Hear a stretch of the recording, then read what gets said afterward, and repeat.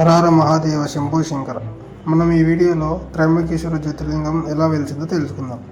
పూర్వం మహారాష్ట్రలోని బ్రహ్మగిరి పర్వతాల దగ్గర గౌతమ మహర్షి తన భార్య అహల్యతో కలిసి ఆశ్రమంలో నివసించేవాడు. ఆయన ఎంతో దయగలవాడు, గొప్ప శివభక్తుడు.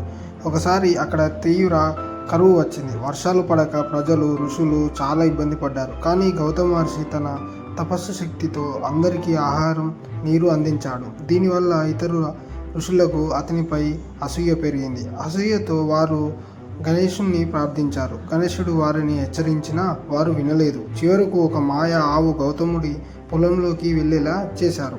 గౌతమ మహర్షి ఆ ఆవును గడ్డి సాయంతో మెల్లగా బయటకు పంపించే ప్రయత్నం చేశాడు. కానీ ఆ మాయ కారణంగా ఆ ఆవు అక్కడికక్కడికే చనిపోయింది.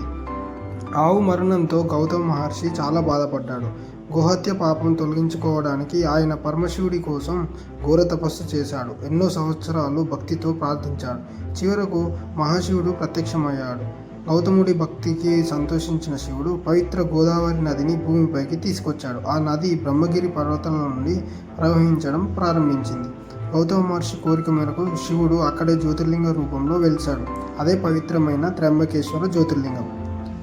ఈ క్షేత్రం దగ్గరే గోదావరి నది ఉద్భవించింది. అందుకే దీనిని ఎంతో పవిత్రమైన శైవ క్షేత్రంగా భావిస్తారు. హర హర మహాదేవ.